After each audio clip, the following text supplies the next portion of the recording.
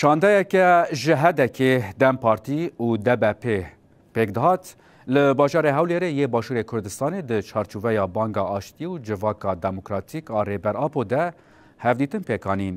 Yek ji endamên şandeyê parlamentera Dem Partiyê ya Mêrdînê Saliha Aydenîz axivî û da zanîn ku di hevdîtinan de piştgiriyeke xurt a Banga Sed Salê ya Aştîyê hate kirin û wiha anî ziman.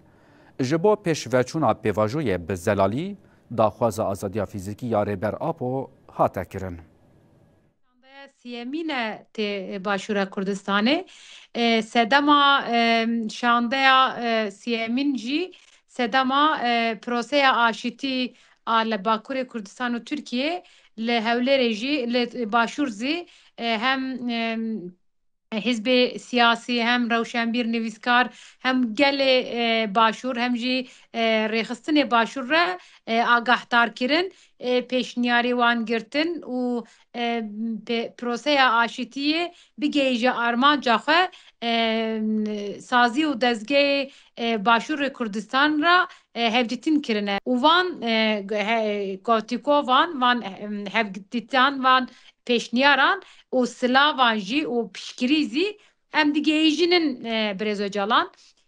Tê zanûn 27 Sibatê şûnda bangawaziya aşîtî û Civaka Demokratîk avakirinê da her alî piştgirî pir fireh nîşanda.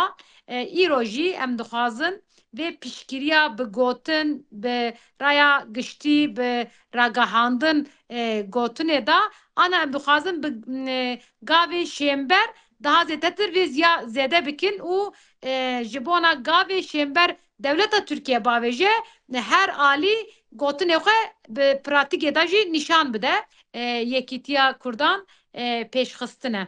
Li Hewlêrê jî li partî hizbê siyasî em hevdîtin dikin. Car parlamenterê jin û saziyên jinan me hevdîtin kir. Car rewşenbîr, nivîskar, akademisyen, nûnerên oldaran me hevdîtin kirin. Hemû hevdîtinê me da ji bona proseya aşîtî bigihîje armanca xwe xwesteke pir zelal, xwestekî pir net, piştgiriyekî pir xurt tê ziman tê gotin. Vê proseya aşîtî îro nav Bakur, Kurdê Bakur û Tirkiye tê pêkanîn lêbelê em dizanin ku vê bandora xwe ew ê Başûr zî bike. Vê bandora xwe ew ê ji bona Yekîtiyê Kurdan jî bike. Vana tê ew kirin kêfxweşiyekî pir mezin, alaqayekî pir mezin, îradeyekî pir mezin tê nîşandayîn û herkes ji bona vê prose bigihîje armanca xwe û muhatebê sereke Birêz Öcalan re jî silavê xwe piştgiriya xwe dixwazin em bigihîjinin